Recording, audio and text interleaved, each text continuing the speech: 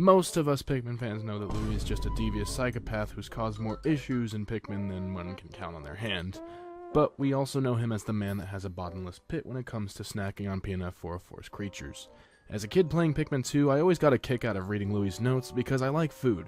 Maybe not as much as he does, but still it made me quite hungry.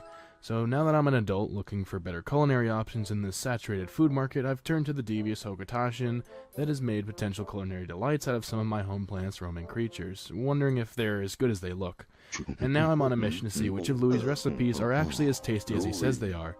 Today we're starting with the basics, the Dwarf Red Bulborb. This is the most common and notorious enemy in Pikmin, and it's only appropriate that I start out with Louie's recipe for the Scrub Dog Mimic. And after doing research, I've determined that the Bulborb family is probably closest to beef in terms of taste. Since this is a mimic of a Bulborb, the meat we'll be using is actual ground beef. I've got a different idea for the meat that we'll use for the actual Grub Dog family members in the future. For now, considering that Louie mentions that breadbug meat is for the most part tasteless, it is the perfect palate for us to begin with. So now that we know our course of action, let's start by taking a look at Louie's recipe card. For a blissful bisque, mince the entire beast finely and stir in with heavy cream, artichoke hearts, and a pinch of black pepper. Heat slowly until piping hot, rich and creamy. Alright, so first let me explain what a bisque is if you're not familiar with it. Bisque is a rich, creamy soup that is typically made with shellfish, and while you would potentially argue that breadbugs are similar in taste to crab, that simply can't be true as shellfish have sweet-tasting meat, and as stated before, breadbugs are known to be bland in flavor. This breadbug is of course a mimic of a Bulborb, which makes me believe that it's adapted to the Bulborb's eating patterns and has definitely taken on a different flavor of meat, which, while still bland, is more than its cousin, the vanilla breadbug. So that being said, we're going to have to make sure we bring some flavor to this dish to make sure that the blandness of the Dwarf Bulborb is not overpowering in any way. Now, I'm no Babish here, and in fact I consider myself more of an amateur cook if anything, but I do know my way around making some tasty dishes. So I'm going to be putting a little bit of a spin on Louie's dish to make it palatable for human consumption rather than Hokotashin consumption, but still making good enough to pass as something I could see Louie eating or even cooking himself. Alright, so with all that out of the way, let's go ahead and take a look at what we'll be needing for this recipe. To start out, we're going to need at least a pound of minced Dwarf Bulborb meat from Louie Farms. Of course, that's the main part of the dish, so yeah, we're going to need it. You're also going to want to have 3 cloves of Flarlick on hand. I'm going to be mincing these later. Now I'm going to be adding some cheese into the recipe. Louie doesn't call for this in his recipe, but I feel like this is going to add to the actual flavor of the dish. It's definitely going to be needed. I'm also going to be adding green onion and mushrooms because I feel like these are things Louie would find scattered around on PNF 404, and with all the ingredients he has listed already, it's going to be quite flavorless and bland. Of course, you need your artichoke hearts, heavy whipping cream, and I'm going to be using some Himalayan salt as well. So, with your prep work now complete, it's time to begin the Dwarf Bulborb Bisque. I'm going to be starting out by mincing our Flarlick. And you're going to want to do this because if you just throw the cloves in, they're going to get too crunchy, too crispy.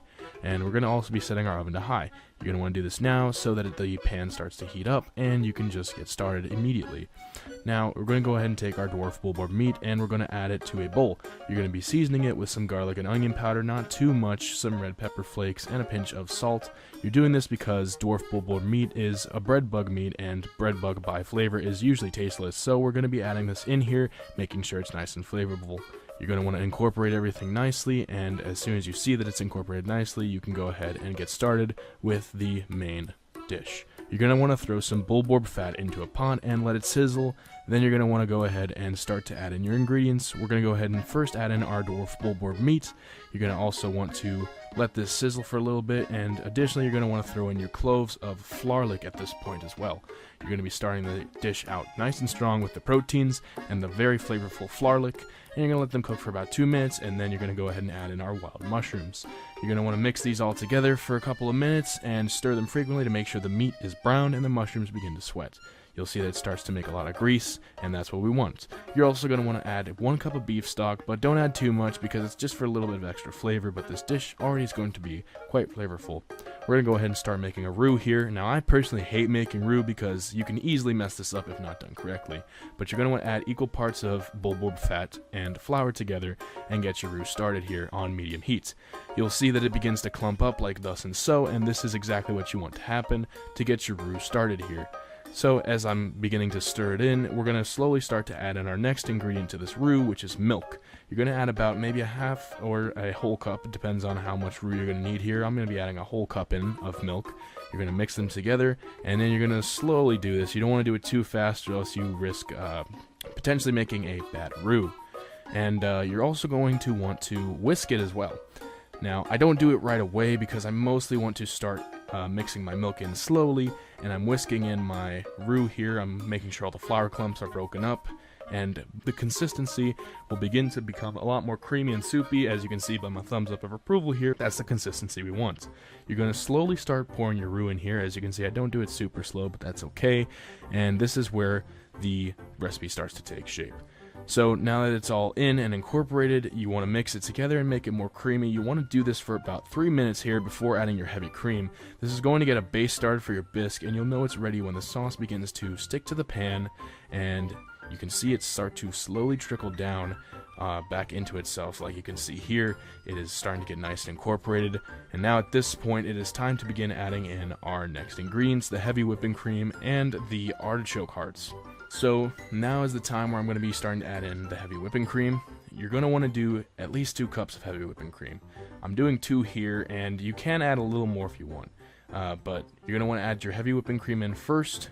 You're going to let it be sitting there for a little bit, and then you want to add your artichoke hearts in. The reason we're adding it in so late is because you don't want to start cooking it with your bulborb and your mushrooms, because you risk burning the artichokes, and personally I hate very crunchy artichokes.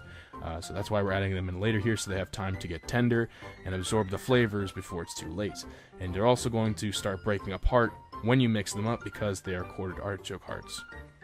Now you may need to add a little bit more cream. I thought the consistency wasn't as creamy, so I added about maybe a quarter cup of heavy cream in with a little bit of salt to add some flavor.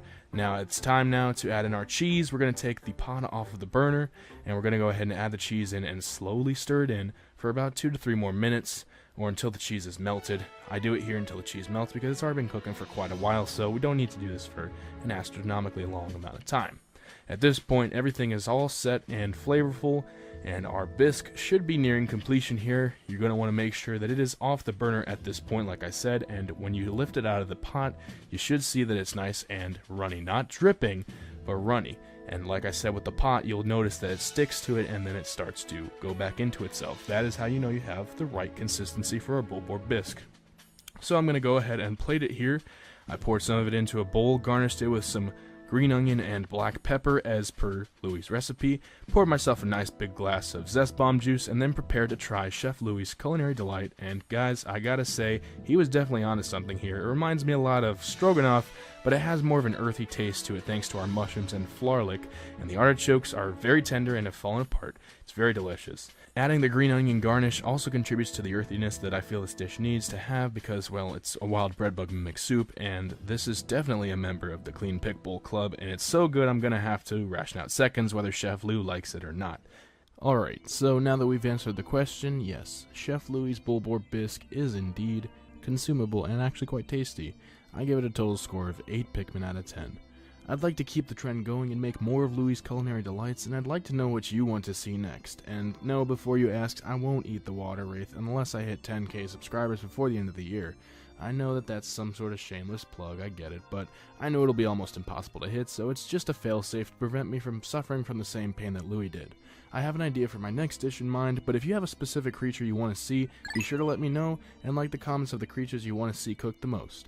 And if you enjoyed this video, be sure to like it to help it get around, and subscribe to my channel for more Pikmin content, as I would love to bring more of my love for this game to audiences around the globe. That's all for this video, thank you for watching, and until next time, I'm Pikkai, and I'll see you later.